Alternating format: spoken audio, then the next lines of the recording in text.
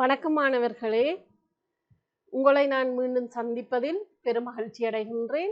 இன்று நாம் தரம் 11ற்கான சுகாதாரம் உடற்கல்வியின் பாடத்தில் கொள்நிலைகள் என்னும் பாடத்தை நாங்கள் நோக்குவோமாக. அந்த வகையில் நாங்கள் முதலாவது இப்பாடத்தின் தேர்ச்சி மட்டங்களை நோக்குவோமெனில், தேர்ச்சி ஆரோக்கிய வாழ்வை மேற்கொள்ளவென சரியான கொள்நிலைகளை வெளிக்காட்டுவர். தேர்ச்சி மட்டம் ஆரோக்கிய வாழ்வை மேற்கொள்ளவென சரியான உயிரியற் பொறிமுறையின் அடிப்படைகளை விளங்கி அசையா கொள்நிலைகளை வெளிக்காட்டுவர். இரண்டாவது தேர்ச்சி மட்டம் நல்வாழ்வுக்கான உயிரியல் பொறியியலின் அடிப்படைகளுக்கேற்ப உடலையும் உபகரணங்களையும் கையாள்வர். அடுத்ததாக நாங்கள் கற்றல் பேறுகளை நோக்குவோமானால், முதலாவது கொள்நிலைகளில் ஆதிக்கம் செலுத்தும் உயிரியற் பொறியியல் விஞ்ஞான அடிப்படைகளை விளக்குவார். இரண்டாவது உடற்கல்வி செயற்பாடுகளில் ஆதிக்கம் செலுத்தும் உயிரியல் பொறியியல் விஞ்ஞான அடிப்படைகளை உதாரணங்களுடன் விளக்குவார். மூன்றாவது அசையும் கொள்நிலைகளில் புவியீர்ப்பு மையத்தின் அமைவிடம் மற்றும் சமநிலை என்பவற்றை விளக்குவார். நாலாவது அசையும் கொள்நிலைகளில் பொறியியல் விஞ்ஞான விதிகளை பின்பற்றுவார். எனவே மாணவர்களே, நாங்கள் தேர்ச்சி மட்டம் கற்றல் பேறுகளை நாங்கள் நோக்கினோம். இனி நாம் பாடப்பரப்புக்குள் நுழைவோம். இதுல உங்களுக்கு கொள்நிலைகளுக்கான உயிரியல் பொறிமுறை கோட்பாடுகளை இனங்காண்போம் என்பதுதான் உங்களுடைய பாட அலகு ஆகும். அந்த வகையில் அன்றாடம் நாம் செய்யும் செயற்பாடுகள் சிலவற்றின் படங்கள் இவற்றில் காட்டப்பட்டுள்ளது. அந்த வகையில் ஒன்று இருத்தலுக்குரிய படம் 2 நிலைகள் காட்டப்படுகிறது. இந்த நிலை அதே மாதிரி விளையாடும் போது உள்ள ஒரு நிலை என்ற படம் காட்டப்பட்டுள்ளது. அதே மாதிரி ஒரு பேரம் தூக்கும் போது நமது பொடியுள்ள நிலை காட்டப்பட்டுள்ளது. எனவே சில அன்றாட செயற்பாடுகளை நான் செய்யும் போது நமது உடல் கொண்டிருக்கக்கூடிய நிலைகள் இதில் உங்களுக்கு காட்டப்பட்டிருக்கு. இது பற்றிய விரிவான விளக்கங்களை நாங்கள் அடுத்து நோக்குவோம். அதற்கு முதல் நாம் கொள்நிலை என்றால் என்ன என்பதை நான் பார்ப்போமானால், இயக்கத்தின் போது அல்லது ஓய்வில் உள்ள போது குறைந்தளவான சக்தி பிரயோகத்திலும் உடல் உறுப்புகளுக்கு பாதிப்பு ஏற்படாத வகையிலும் உடற்பாகங்கள் அனைத்தையும் சரியான முறையில் பேணுதல் கொள்நிலை ஆகும். ஆகவே மாணவர்களே, இதை நாங்கள் ஷோர்ட்டாக சொன்னால், நாம் ஒரு வேலையை செய்யும் போதோ அல்லது எமது உடல் ஓய்வில் உள்ள போதோ எமது உடல் காட்டும் சரியான நிலை கொள்நிலை ஆகும் என்றும் நாங்கள் குறிப்பிடலாம். அந்த வகையில் இந்த கொள்நிலைகள் 2 வகைப்படும். ஒன்று நிலையான கொள்நிலை. அந்த நிலையான கொள்நிலைக்குள்ள 3 உதாரணங்களை நாங்கள் நோக்குவோம். ஒன்று நிற்றல், இரண்டாவது அமர்தல், மூன்றாவது படுத்தல் என்று சொல்லி நிலையான கொள்நிலைக்கு கீழ் 3 உதாரணங்கள் உங்களுக்கு காட்டப்பட்டுள்ளது. அடுத்ததாக இரண்டாவது கொள்நிலையாக அசையும் கொள்நிலைகள், அதாவது நிற்றல், அமர்தல், படுத்தல் தவிர்ந்த ஏனைய அனைத்து செயற்பாடுகளையும் நாம் அசையும் கொள்நிலைக்குள் அடக்கலாம். நடத்தல், ஓடுதல், பாய்தல் என்ற 3 படங்கள் உங்களுக்கு காட்டப்பட்டுள்ளது. இவை தவிர ஆடுதல், பாடுதல், நாங்கள் அன்றாடம் பேரந்தூக்குதல், இழுத்தல், தள்ளுதல் போன்ற அனைத்து செயற்பாடுகளும் அசையும் கொள்நிலைகளுக்குள் உள்ளடக்கப்படுகின்றது. அடுத்தது நாங்கள் நோக்குவோம். எனவே மாணவர்களே, நீங்கள் முதலில் கொள்நிலை என்றால் என்ன, கொள்நிலை என்ற வகைகளை நாங்கள் நோக்கினோம். அடுத்ததாக நாங்கள் நோக்குவோம் கொள்நிலையில் செல்வாக்கு செலுத்தும் உயிரியற் பொறிமுறை விஞ்ஞான கோட்பாடுகள். அந்த வகையில் உங்களுக்கு 6 கோட்பாடுகள் காணப்படுகின்றன. ஒன்று புவியீர்ப்பு மையம், சென்டர் ஆஃப் கிரேவிட்டி. இரண்டாவது சமநிலை, பேலன்ஸ். மூன்றாவது சடத்துவம், இனர்டியா. நான்காவது விசை, ஃபோர்ஸ். அஞ்சாவது விசையின் திசை, டிரெக்ஷன் ஆஃப் ஃபோர்ஸ். ஆறாவது உந்தம், மொமெண்டம் என்று நாங்கள் குறிப்பிடலாம். இந்த 6 வகை உயிரியல் பொறிமுறை காரணிகள் இதில் காணப்படினும் நீங்கள் புவியீர்ப்பு மையம் மற்றும் சமநிலை பற்றி தரம் 10 ஏற்கனவே கற்றிருப்பீர்கள். மிகுதி குறிப்பிடப்படும் இந்த 4, அதாவது சடத்துவம், விசை, விசையின் திசை, உந்தம் ஆகிய இந்த 4ஐயும் பற்றித்தான் தரம் 11 நாங்கள் நோக்கப் போகின்றோம். அந்த வகையில் முதலாவது நாங்கள் சடத்துவத்தை நோக்குவோம். சடத்துவம் என்றால் பொருள் ஒன்று ஓய்வில் இருந்து இயங்குவதற்கும் இயங்கும் போது ஓய்வுக்கு வருவதற்கும் காட்டும் மறுப்பே சடத்துவம் ஆகும். மீண்டும் மாணவர்களே, சடத்துவம் என்றால் பொருள் ஒன்று ஓய்விலிருந்து இயங்குவதற்கு, ஓய்விலிருந்து இயங்குவதற்கும் பிறகு இயக்கத்திலிருந்து மீண்டும் ஓய்வுக்கு வருவதற்கும் காட்டும் மறுப்பே சடத்துவம் ஆகும். அதாவது பொருள் ஒன்றின் சடத்துவமானது அதன் நிறையில் தங்கியுள்ளது.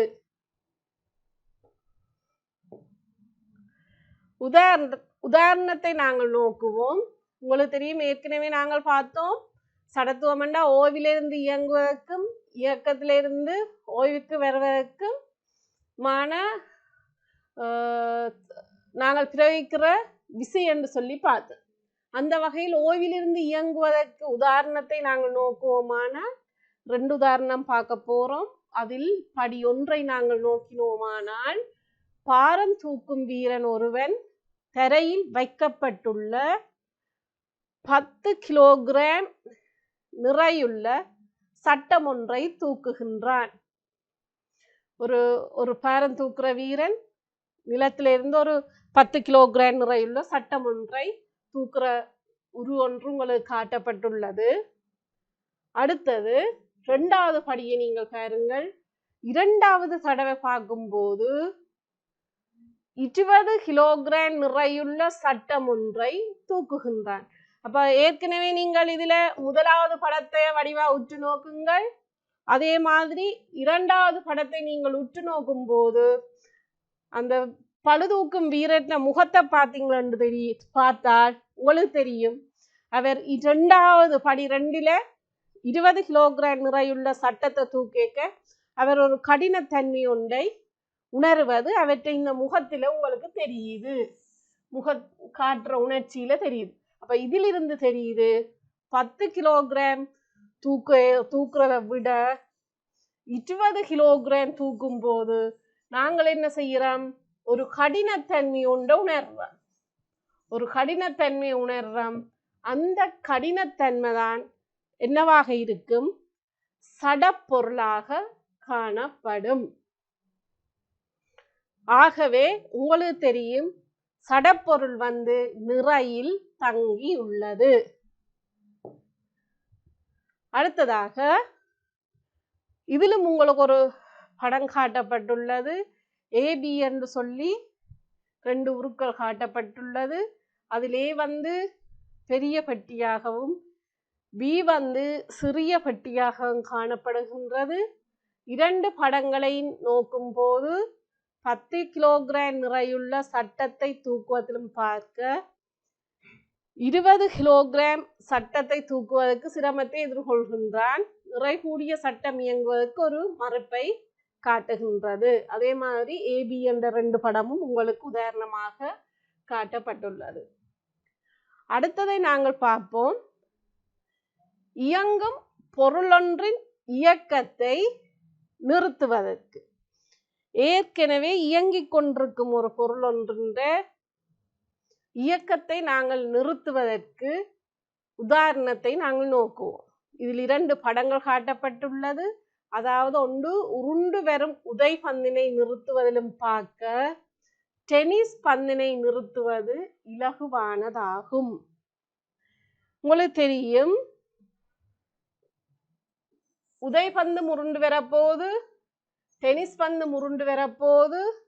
இதை நாங்கள் பார்த்தோம் என்று சொன்னால் உதை பந்து வந்து திணிவில் கூடியதாக காணப்படுது. நிறை, அதாவது திணிவு கூடியதாக காணப்படுகின்றது. இங்க வந்து இது வந்து திணிவு குறைந்ததாக காணப்படுகின்றது. ஆகவே திணிவு கூடிய பந்தை நிறுத்துவதிலும் திணிவு குறைந்த பந்தை நிறுத்துவது இலகுவானதாக காணப்படும். அப்ப இதிலிருந்து உங்களுக்கு தெரியும், சடத்துவம் வந்து திணிவில் தங்கியுள்ளது என்பதை நாங்கள் கற்றுக்கொள்ளலாம்.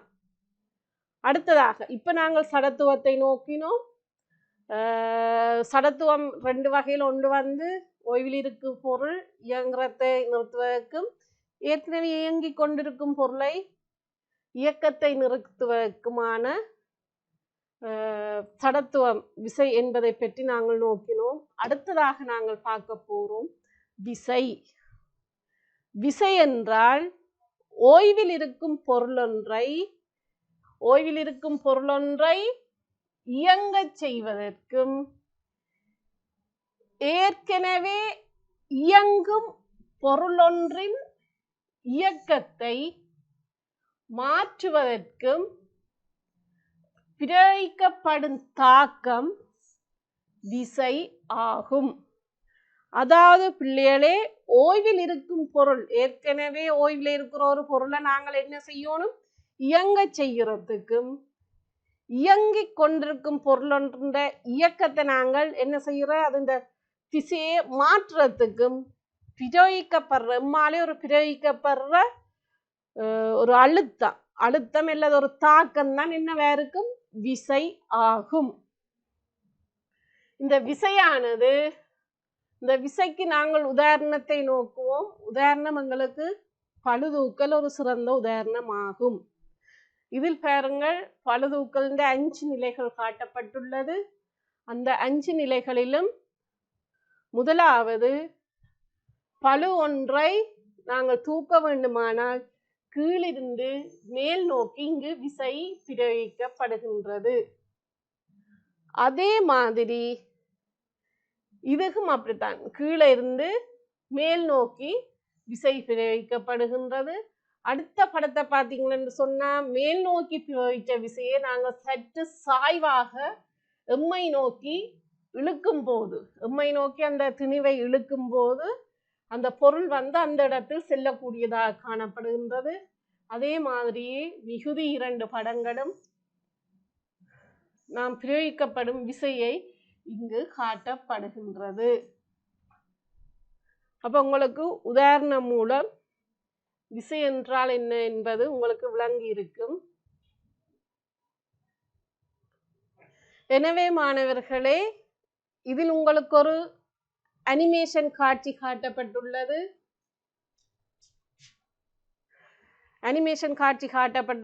இதில் நீங்கள் பார்த்தீர்களானால் இங்கு வந்து விசை பிரயோகிக்கும் விதத்தை உங்களால் உணர முடிகின்றது, பார்க்க முடிகின்றது. கீழ் நோக்கி ஒரு பளுதூக்கும் வீரர் கீழிருந்து மேல் நோக்கி பளுதூக்கும் சட்டத்தை இழுக்கும் போது அந்த சட்டம் வந்து மேல் நோக்கி செல்லுகின்றது. ஆகவே இங்கு விசை வந்து கீழிருந்து மேல் நோக்கி நகருகிறதை உங்களால் அவதானிக்க முடியும். அடுத்தது நாங்கள் பார்ப்போம் ஓய்வில் இருக்கும் பொருளினை இயங்க செய்தல். இங்கு ஓய்வில் இருக்கும் பொருள் ஒன்று இயங்க செய்யறதுக்கு உங்களுக்கு சிறந்த உதாரணமாக ஒரு 100 மீட்டர் ஓட்ட வீரனின் ஓட்ட ஆரம்பத்தை நாங்கள் நோக்கும் போது இங்கு ஓட்ட ஆரம்பத்தின் போது தொடக்க கட்டையுடன் ஓட்ட வீரரின் கால் வந்து பொருந்தி இருக்கின்றது. ஆரம்பிப்பாளரின் கட்டளை கிடைக்க பெற்றதும் அவரின்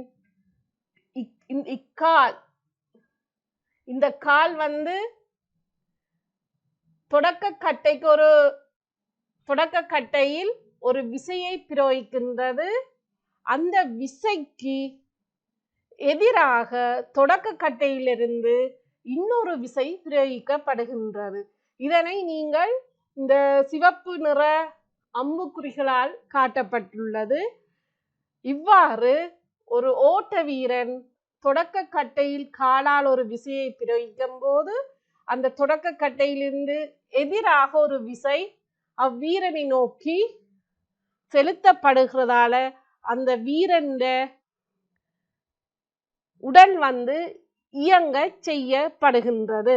எனவே ஓய்வில் இருக்கும் பொருளை ஒரு விசையானது இயங்க செய்வதற்கு நமக்கு பயன்படுத்தப்படுகின்றது. அடுத்ததாக பாருங்க, குறுந்தூர ஓட்ட ஆரம்பத்தில் ஓட்ட வீரர் தொடக்க கட்டையில் ஓய்வு நிலையில் இருப்பார். ஓய்வு நிலையை மாற்றுவதற்கு ஜாதாயினும் தாக்கம் ஒன்று அவசியமாகும். ஓய்வு நிலையை மாற்றும் இத்தாக்கம் விசை ஆகும். ஓட்ட வீரர் தொடக்க கட்டையில் பிரயோகிக்கும் உதைப்பின் மறுதாக்க விசை இதற்கு பயன்படுத்தப்படுகின்றது. எனவே மாணவர்களை இதை நாங்கள் ஏற்கனவே கற்ற ஒன்றாகும். அந்த வகையில் பார்த்தீங்களென்று சொன்னா ஒரு தொடக்க கட்டையில் வீரர் ஒருவற்ற கால் இப்படி காணப்படும். இந்த காலால் இந்த தொடக்க கட்டைக்கு ஒரு விசை பிரயோகிக்கப்படும் போது இந்த தொடக்க கட்டையில் இருந்து இன்னொரு விசை அந்த வீரரை நோக்கி பிரயோகிக்கப்படுகின்றது. அந்த விசையைத்தான் நாங்கள் சொல்லுவோம் மறுதாக்க விசை. மறுதாக்க விசை இதற்கு பயன்படுத்தப்படுகின்றது. அதே மாதிரி அடுத்தது வந்து நாங்கள் ஒரு விசையை பிரயோகிக்கும் போது அது இந்த இயக்கத்தை மாற்றுவதற்கு, அதாவது நேராக நாங்கள் ஒரு பொருள் வருமானு சொன்னால் அந்த பொருளின் இயக்கத்தை நாங்கள் என்ன செய்யணும், மாற்றுறதுக்கு, அந்த பொருளின் இயக்கத்தை நாங்கள் மாற்றுறதுக்கு ஒரு விசையை நாங்கள் பிரயோகிக்கலாம். அந்த வகையில் இதில் உங்களுக்கு ஒரு அனிமேஷன் காட்சி ஒன்று காட்டப்பட்டுள்ளது. அதாவது கிரிக்கெட் வீரர் ஒருவரை நோக்கி நேராக வரும் பந்தினை அவர் அந்த பந்தின் மீது ஒரு விசையை பிரயோகிப்பதனால் அந்த பந்தானது வேறு ஒரு திசைக்கு செல்கின்றது. அதாவது பந்தின் இயக்கத்தை அங்க மாற்றுகின்றார். அதனால் அந்த பந்து வந்து வேறு திசையை நோக்கி செல்லுவதை உங்களுக்கு இந்த அனிமேஷன் காட்சியில அவதானிக்க கூடியதாக இருக்கு. இதை இன்னும் சிறப்பாக நாங்கள் இன்னொரு அனிமேஷன் காட்சியில பார்ப்போமானால், இங்க பாருங்கள், ஒரு கிரிக்கெட் வீரரை நோக்கி நேராக ஒரு பந்து போடப்படுகின்றது. அந்த பந்தின் இயக்கத்தை மாற்றுறதுக்கு அவர் என்ன செய்கிறார், துடுப்பாலே அந்த பந்தை நோக்கி ஒரு விசையை பிரயோகிக்கின்றார். அவ்வாறு பிரயோகிக்கும் போது அந்த பந்தின் இயக்கம் மாற்றப்பட்டு அது வேறு திசைக்கு செல்வதை அவதானிக்க கூடியதாக காணப்படுகின்றது. ஆகவே பிள்ளைகள், விசை, அதாவது நாங்கள் ஒரு பொருளின் இயக்கத்தை மாற்றுறதுக்கும் நாங்கள் அந்த விசையை பிரயோகிக்க வேண்டும். அதே மாதிரி பொருள் செல்லும் திசையில் விசையை பிரயோகித்தல். அதாவது நாங்கள் ஒரு பொருள் எந்த திசையில் செல்ல வேண்டுமோ அந்த திசையை நோக்கி நாங்கள் விசையை பிரயோகிக்க வேண்டும். அவ்வாறு நாங்கள் பிரயோகிப்போமானால் அந்த திசையிலேயே எங்களுக்கு பொருள் உரிய இடத்தில் செல்லுவதை காணக்கூடியதாக இருக்கும். இதற்கு சிறந்த உதாரணமாக குண்டறியும் வீரர் ஒருவரின் குண்டு போடுதலில் அவர் குண்டின் மீது பிரயோகிக்கப்படும் விசையானது, அதாவது குண்டு நிலம் பட வேண்டிய திசையை நோக்கி தனது விசையை பிரயோகிக்கின்ற அந்த விசை சரியாக பிரயோகிக்கும் போது அந்த விசை திசைக்கு அந்த பொருள் செல்வதை இங்கு நாங்கள் அவதானிக்கக்கூடியதாக காணப்படுகின்றது. இதற்கு உதாரணமாக உங்களுக்கு ஒரு அனிமேஷன் காட்சி ஒன்று இங்கு காட்டப்பட்டுள்ளது.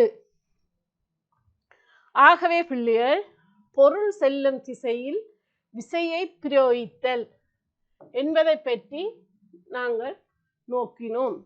அடுத்ததாக விசையின் திசை. விசையின் திசையை நாங்கள் பார்க்கும்போது விசைக்கு பருமனும் திசையும் உண்டு. விசைக்கு பருமனும் திசையும் உண்டு. விசையும் திசையும் கொன்னிலைகளில் செல்வாக்கு செலுத்தும். அதாவது நாங்கள் ஒரு விசையை பிரயோகிக்கும் என்று சொன்னால் அந்த பிரயோகிக்கும்படி அது எந்த திசையில பிரயோகிக்கப்படும், அந்த விசையின் ஃபோர்ஸ் எவ்வளவு விசை பிரயோகிக்க போகிறோம், அதாவது விசை வேகமாகவும் பிரயோகிப்போம், அதே நேரம் அதன் அழுத்தம் குறைவாகவும் காணப்படும். அதனைத்தான் நாங்கள் பருமன் என்று சொல்லுவோம். ஆகவே ஒரு விசைக்கு கட்டாயம் பருமனும் திசையும் காணப்படும். அந்த பருமனும் திசையுமே கொன்னிலைகளில செல்வாக்கு செலுத்தும். அடுத்ததாக இதுக்கு நாங்கள் ஒரு உதாரணத்தை நோக்குவோம். இங்கு வீரர் ஒருவர் பளுவை தூக்குவதற்கு விசையை பிரயோகிக்க வேண்டும். விசை பிரயோகிக்கப்படும் திசையில் பளு செல்லும். அதாவது உங்களுக்கு இதில் ஒரு அனிமேஷன் காட்சி ஒன்று காணப்படுகின்றது.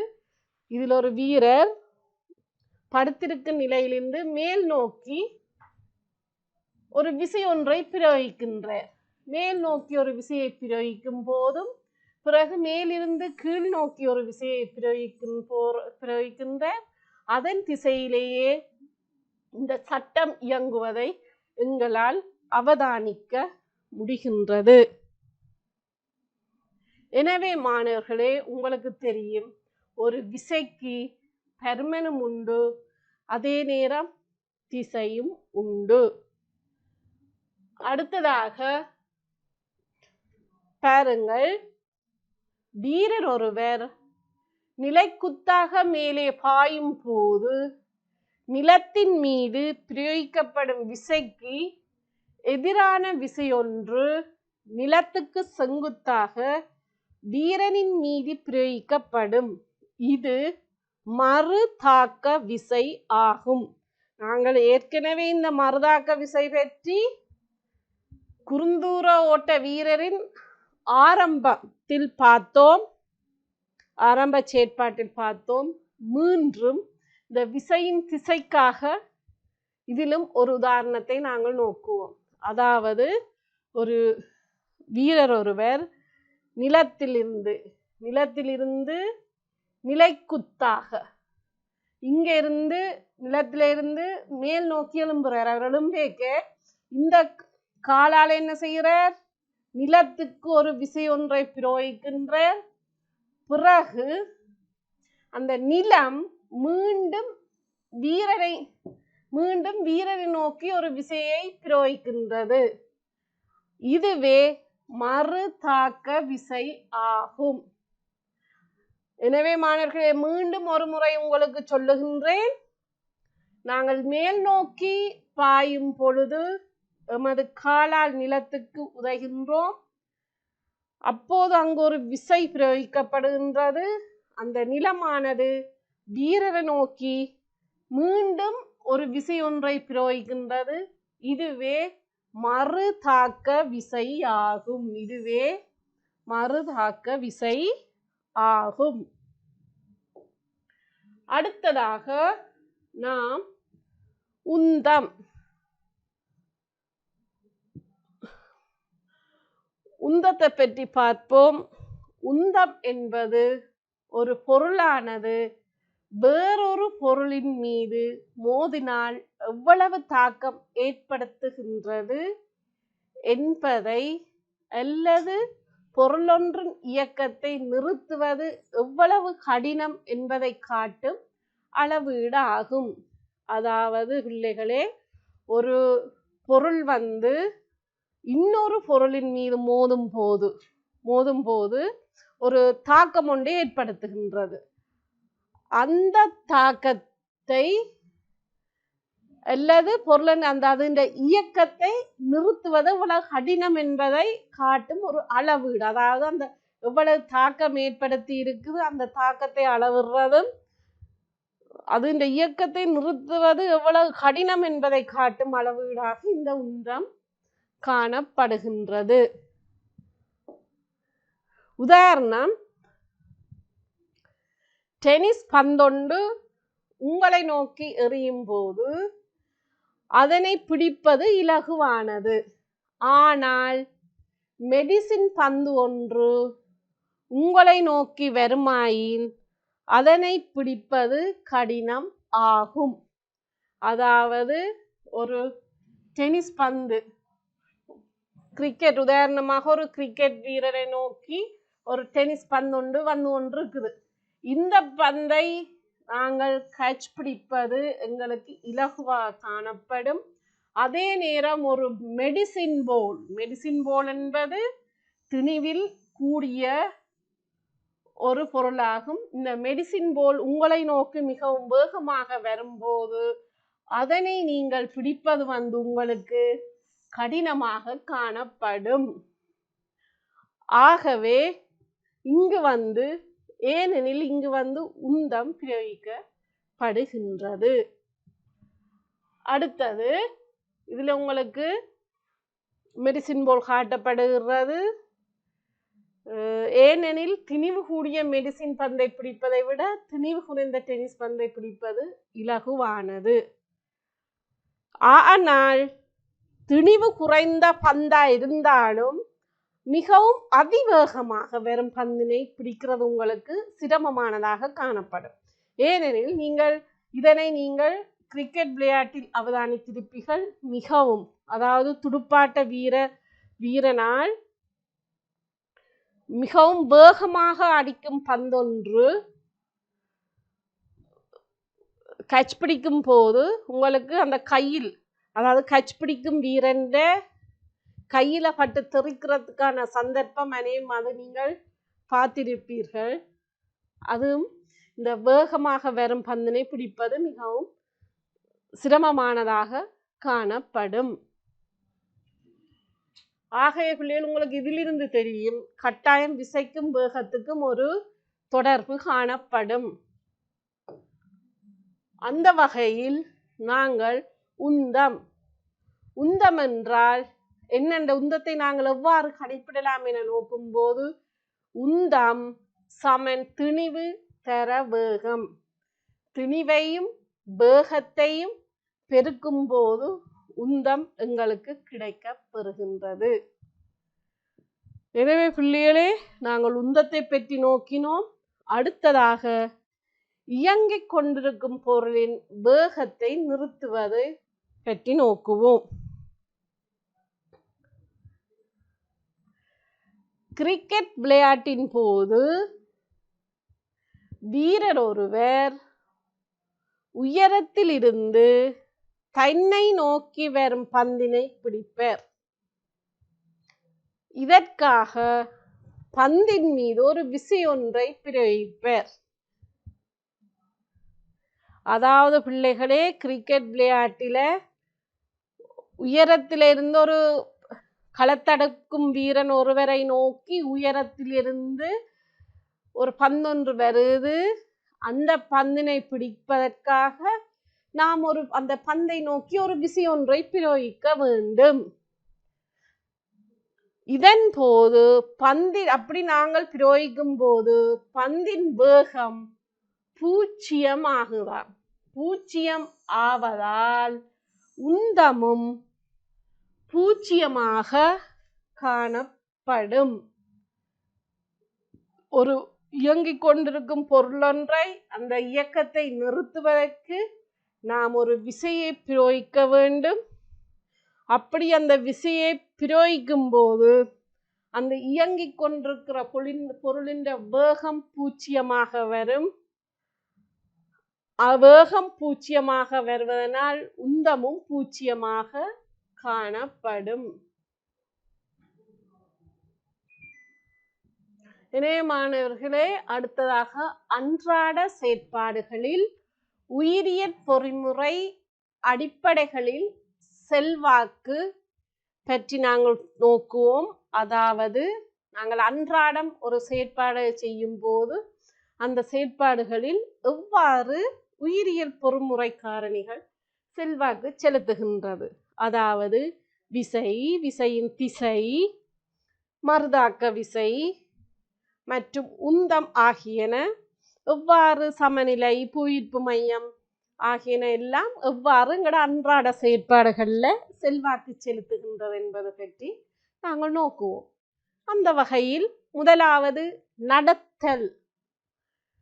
நடத்தல் என்னும் செயற்பாட்டினை நாங்கள் நோக்கும்போது சாதாரண நடத்தலின் போது உடலானது முன்னால் பின்னால் அசைகின்றது. உடலின் நிறையானது ஒரு பாதத்திலிருந்து மறு பாதத்துக்கு மாறுகின்றது. இங்கு சமநிலை இழத்தலும் மீளப் பெறுதலும் தொடர்ச்சியாக நடைபெறும் ஒரு செயற்பாடாகும். நடத்தலின் போது கைகளும் பாதங்களும் எதிர் எதிர் திசைகளில் செயற்படுவதனால் உடலின் சமநிலை பேணப்படுகின்றது. அதாவது பிள்ளைகளே, நாங்கள் சாதாரணமாக நடக்கும்போது, ஒருவர் சாதாரணமாக நடக்கும் போது, நடத்தலின் போது எமது உடல் முன்னால் சாயும், பின்னாலும் அசையும். இப்படி அசையும் போது எமது இந்த உடல் நிற வந்து ஒரு பாதத்திலிருந்து மறு பாதத்துக்கு மாற்றப்படுகின்றது. ஏனெனில் உங்களுக்கு நடக்க தெரியும், ஒரு பாதம் இப்படி வைக்கும்போது மறு பாதம் தூக்கப்படும். பிறகு அடுத்தது இந்த பாதம் வைக்க மற்ற பாதம் இப்படி வரும். அப்படி நாங்கள் மாறி மாறி எமது கால் நிலத்தில் தொடுகையுறும் போது எமது உடலின் நிறையும் வந்து அங்க பாதத்துக்கு மாற்றப்படுகின்றது. இதால பாதத்துக்கு மாற்றப்படும் போது எமது உடல்ல ஒரு சமநிலை இழத்தல் அங்க காணப்படும். அதாவது அந்த ஒரு பாதத்திலிருந்து மறு பாதத்திற்கு நிறை மாற்றப்படும் சந்தர்ப்பத்தில் சமநிலை இழத்தலும் மீளப்பெறலும் தொடர்ச்சியாக நடைபெறும் ஒரு செயற்பாடாக அங்க காணப்படுறபடியா, அப்ப உடல் சமநிலை இழந்தவுடனே என்ன செய்யும்? படாரண்டு கைகளும் பாதங்களும் என்ன செய்யப்படுகின்றது? நடக்க எதிரெதிர் திசையில செயற்படுவதை நீங்கள் அவதானித்திருப்பீர்கள். இவ்வாறு கைகளும் பாதங்களும் எதிரெதிர் திசையில் செயற்படும் போதுதான் அங்கு வந்து உடலின் சமநிலை பேணப்படுகின்றது. ஆகவே மாணவர்களே, உங்களுக்கு தெரியும், இங்கு வந்து நடத்தலில் சமநிலை என்னும் உயிரியல் பொறிமுறை காரணி, உயிரியல் பொறிமுறை காரணி பயன்படுத்தப்படுகின்றது.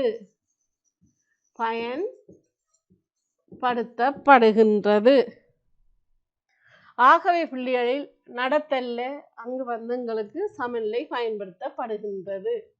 இதில் உங்களுக்கு பாருங்க, இதில் ஒரு படம் காட்டப்பட்டுள்ளது. இந்த படத்தில் நாங்கள் நடத்தலை பற்றி நோக்குவோம். ஒருவர் நடக்கும் போது ஒருவரின் உடல் வந்து என்ன செய்யுது, முன்னுக்கு சாயும் பின்னுக்கு சாயும். அப்படி சாயக்க இங்க அந்த உடல் நிறம் வந்து இந்த பாகத்திலிருந்து இந்த பாகத்துக்கு மாற்றப்படும். அப்படி மாற்றப்படும் போது இங்கு வந்து சமநிலை குழப்பம் அடைகின்றது. உடல்ந்த சமநிலை குழப்பம் அடைகின்றது. குழப்பம் அடையும் போது உடனடியாக இந்த நடக்க இந்த கை ரெண்டு கைகளும் எதிர் திசையில செயற்படுறதால இங்கு வந்து சமநிலை பேணப்படுகின்றது. ஆகவே நடத்தலின் போது இரு கைகளும் பாதங்களும் எதிரெதிர் திசையில் செல்வதனால் அங்கு சமநிலை பேணப்படுகின்றது. ஆகவே நடத்தலில் சமநிலை என்னும் உயிரியல் பொறிமுறை பயன்படுத்தப்படுகின்றது. அதே மாதிரி நாங்கள் ஓடுதலை நோக்குவோம். ஓடுதலை பார்த்தோமானால் பாதங்களால் பிரயோகிக்கப்படும் விசை காரணமாக எதிரே தள்ளப்படுதல் ஓட்டம் ஆகும். அதாவது நாங்கள் எமது பாதத்தால நிலம், இந்த பாதத்தால ஒரு விசை ஒன்றை நாங்கள் இந்த நிலத்துக்கு பிரயோகிக்கின்றோம். இந்த நிலத்துக்கு பிரயோகிக்கும் போது அந்த நிலத்திலிருந்து திருப்பி ஒரு விசை எங்களுக்கு பிரயோகிக்கப்படுகின்றது. இதாலேயே நாங்கள் என்ன செய்கிறோம், எதிரே தள்ளப்படுறதால அதை வந்து நாங்கள் ஓட்டம் என குறிப்பிடலாம். அங்கே ஒரு விசை பிரயோகிக்கிறதால எங்களுக்கு ஓட்டம் என்று குறிப்பிடலாம். ஓடுதல் செயற்பாடுகளின் போது வீரர் தரையில் விசை ஒன்றை பிரயோகிப்பர்.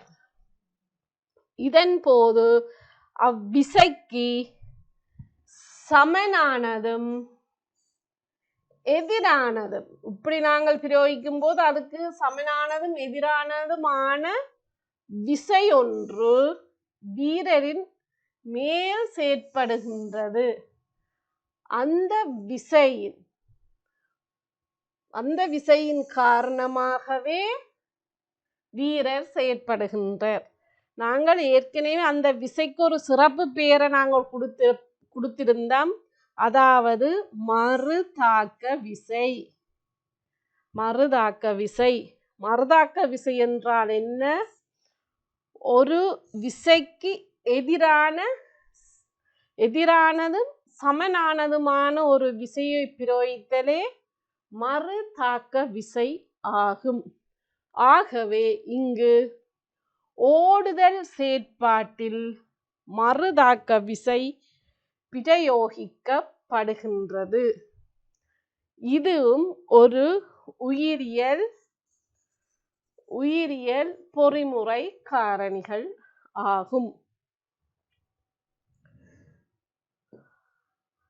ஆகவே மாணவர்களே, இந்த மறுதாக்க விசை நாங்கள் ஏற்கனவே ஒன்று பார்த்ததுதான். அதாவது ஓட்ட புறப்பாட்டில் உங்களுக்கு தெரியும், இதில் ஒரு படம் ஒன்று காட்டப்பட்டுள்ளது.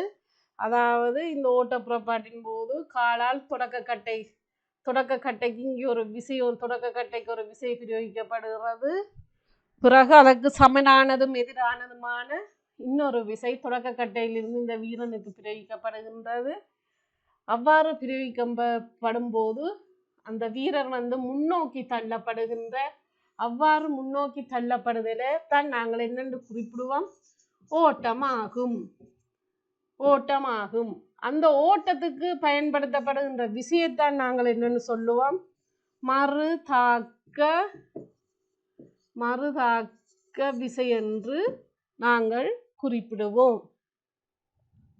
அடுத்ததாக இப்படத்தில் காட்டப்பட்டது போல் வீரர் ஒருவர் அதிகமான விசையை தொடக்கக்கட்டையில் பிரயோகிக்கும் போது தொடக்கக்கட்டையில் இருந்து வெளியேற்றப்படும் ஆர்முடுகலும் அதிகமாகும்.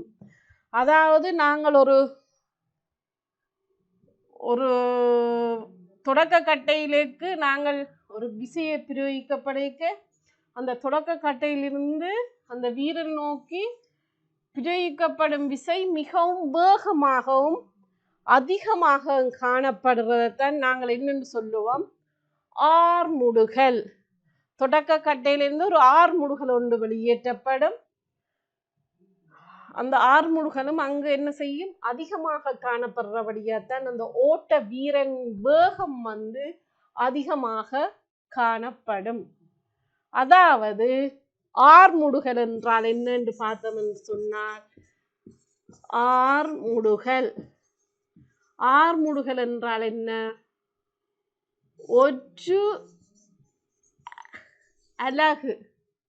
ஒரு அலகு நேரத்தில் ஏற்படக்கூடிய வேகமாற்றம் ஆகும். அதாவது ஒரு அலகு நேரத்தில் ஏற்படும்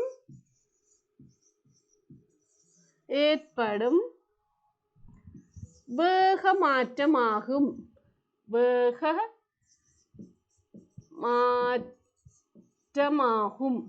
இதுவே நாங்கள் என்னன்னு சொல்லலாம், ஆர்முடுகல் என்று நாங்கள் குறிப்பிடலாம். அடுத்ததாக நாங்கள் நடத்தல் ஓடுதலை பற்றி பார்த்தோம். அடுத்ததாக பாய்தலை பற்றி நாங்கள் நோக்குவோம். உங்களுக்கு தெரியும், பாய்தல் நிகழ்ச்சிகள் நீளம் பாய்தல், உயரம் பாய்தல், முப்பாய்ச்சல், கோலூன்றி பாய்தல் போன்ற விளையாட்டுக்களை நாங்கள் பாய்தல் நிகழ்ச்சிகள் என குறிப்பிடுவோம். அவ்வாறான பாய்தல் நிகழ்ச்சிகளை எவ்வாறு உயிரியற் பொறிமுறை காரணிகள் பிரயோகிக்கப்படுகின்றது என்பது பற்றி நாங்கள் நோக்கும் போது, நீளம் பாய்தல், உயரம் பாய்தல், முப்பாய்ச்சல் போன்ற விளையாட்டு செயற்பாடுகளில் விளையாட்டு வீரனின் உடல் உந்து விசை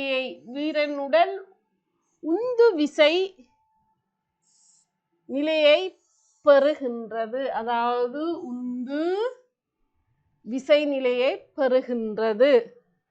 ஆகவே இங்கு அந்த உந்து விசை என்பது உயிரியல் பொறிமுறை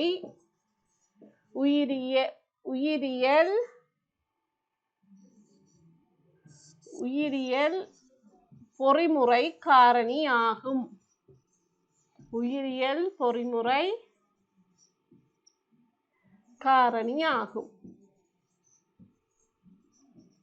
அதாவது பிள்ளைகளே, ஒரு நீளம் பாய்தல் வீரர் ஒருவரோ இல்லாட்டி உயரம் பாய்தல் வீரர் ஒருவரோ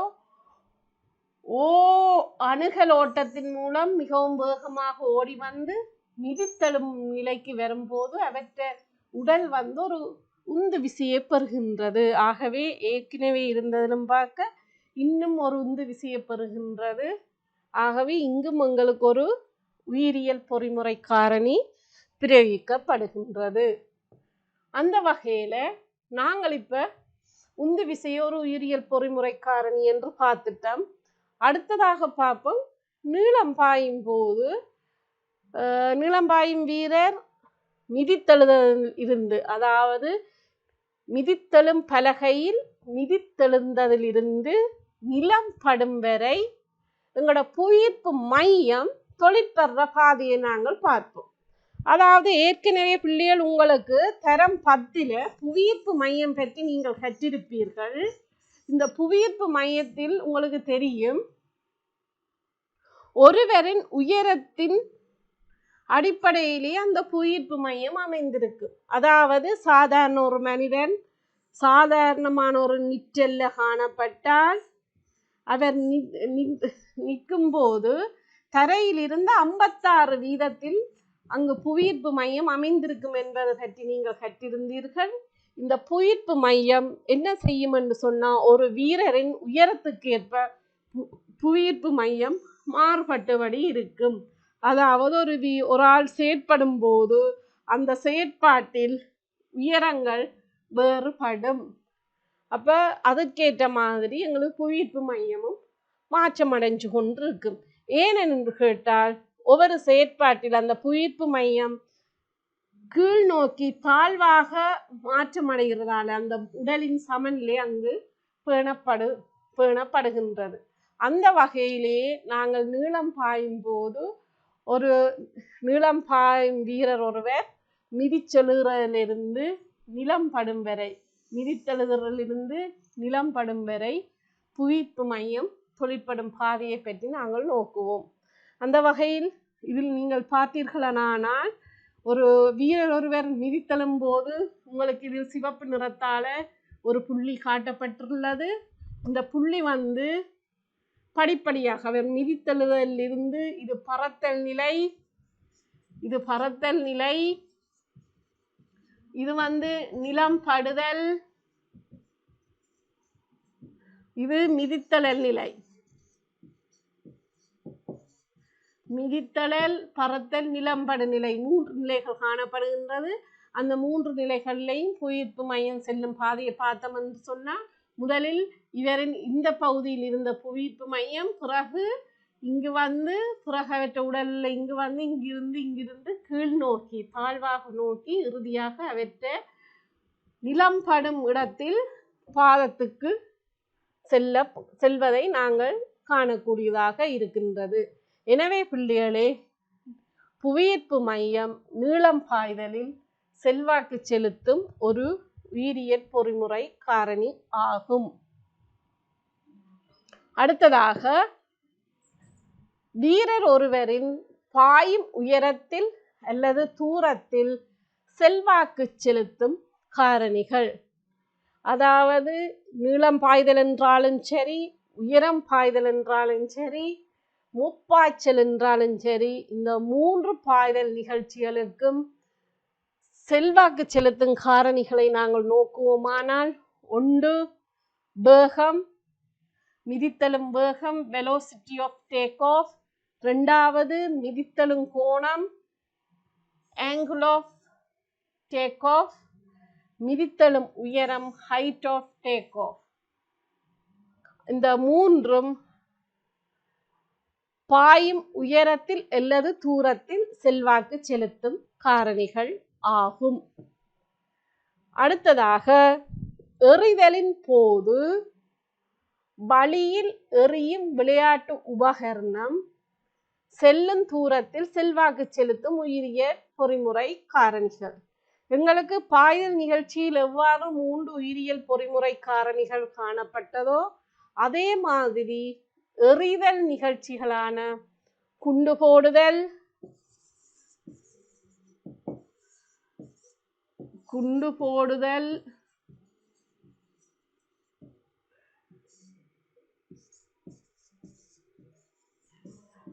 பருதி வட்டம் வீசுதல், ஈட்டி எறிதல்,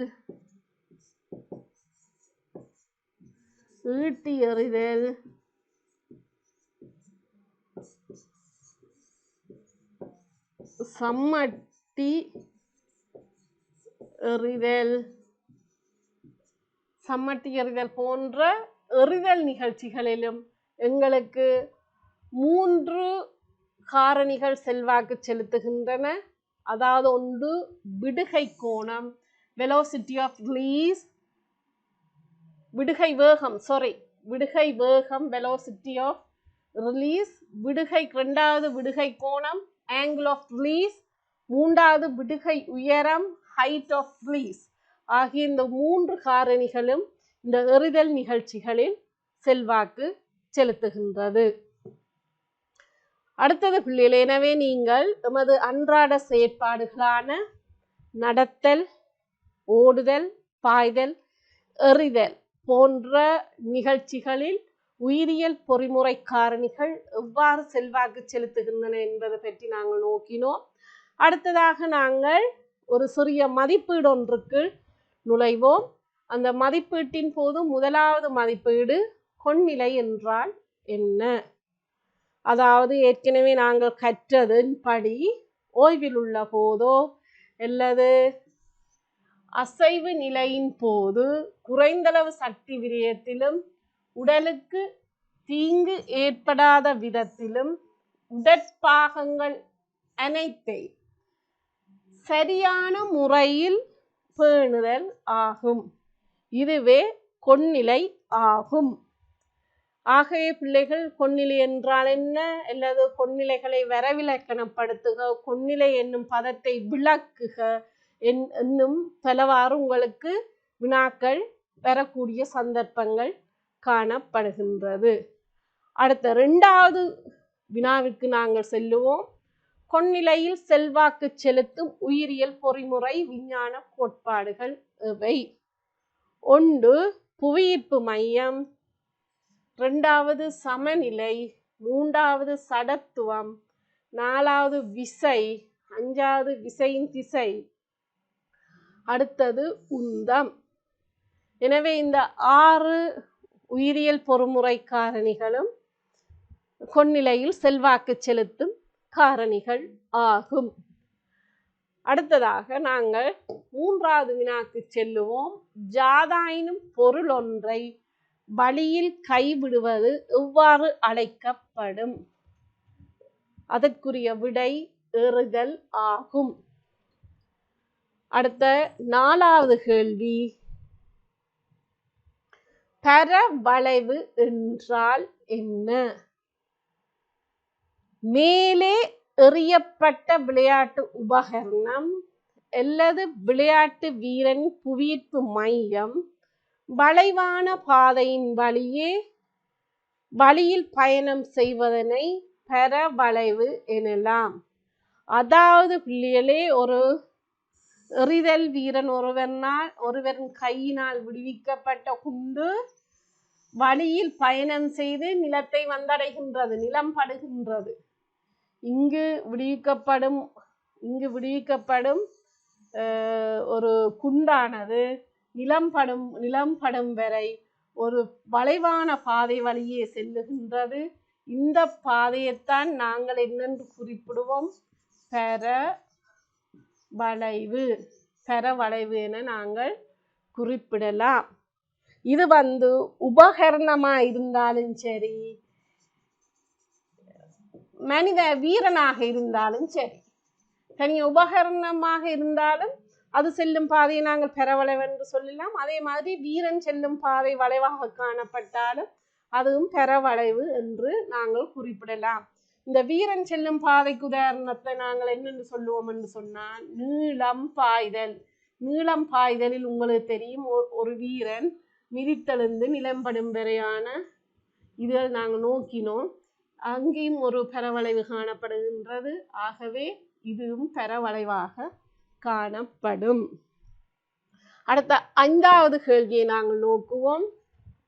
நீளம் பாய்தல் வீரர் ஒருவர் தனது நிலம் படும் தூரத்தினை அதிகரிக்க வேண்டுமானால் அவருக்கு பயிற்சி அளிக்க வேண்டிய காரணிகள் 3 எழுதுக. ஒரு நீளம் பாய்தல் வீரர் ஒருவருக்கு பயிற்சி அளிக்க வேண்டிய 3 காரணிகளை குறிப்பிட சொல்லி உங்களுக்கு வினா கேட்கப்பட்டுள்ளது. அதற்கான விடை மிதித்தெழும் வேகம். முதலாவது, மிதித்தெழும் வேகத்தில் நாங்கள் பயிற்சி அளிக்க வேண்டும். 2வது, மிதித்தெழும் கோணத்துக்கான பயிற்சி அளிக்க வேண்டும். 3வது, மிதித்தெழும் உயரத்திற்கான பயிற்சியினை நாங்கள் அளிக்க வேண்டும். எனவே மாணவர்களே, நீங்கள் தற்போது 5 வினாக்களை எவ்வாறு செய்வதென கற்றுள்ளீர்கள். அடுத்ததாக நாங்கள் இன்றைய வகுப்பில் என்னென்ன விடயங்களை கற்றுள்ளோம் என நாங்கள் நோக்குவோம். முதலாவது, கொன்னிலை என்றால் என்ன என்று சொல்லி நாங்கள் நோக்கினோம். அடுத்தது, கொன்னிலையின் வகைகள் பற்றி பார்வையிட்டோம். அந்த வகைகள் 2, ஒன்று அசையும் கொன்னிலை, அதாவது நிலையான கொன்னிலை. அடுத்தது அசையா கொன்னிலை என பார்த்தோம். அடுத்ததாக கொன்னிலையில் செல்வாக்கு செலுத்தும் உயிரியல் பொறிமுறை கோட்பாடுகள் பற்றி பார்த்தோம். இங்கு 4 கோட்பாடுகளை பற்றி கற்றுள்ளோம். சடத்துவம், விசை, விசையின் திசை, உந்தம் என்னும் 4 கோட்பாடுகள் பற்றி நாங்கள் கற்றிருந்தோம். அடுத்ததாக அன்றாட செயற்பாடுகளில் உயிரியல் பொறிமுறை அடிப்படைகளில் செல்வாக்குகள் பற்றியும் நாங்கள் கற்றிருந்தோம். எனவே மாணவர்களே, இன்றைய வகுப்பில் நீங்கள் மிகவும் கற்று உயிரியல் பொறிமுறை காரணிகள் பற்றி ஒரு விரிவான விளக்கத்தை பெற்றிருப்பீர்கள் என எண்ணுகின்றேன். எனவே இவ்வளவு நேரம் எனது இந்த கற்பித்தலை செவிமடுத்த அனைவர்களுக்கும் நன்றியை கூறிக்கொண்டு மீண்டும் ஒரு முறை உங்களை சந்திப்பதில் பெரும் மகிழ்ச்சி அடைகின்றேன்.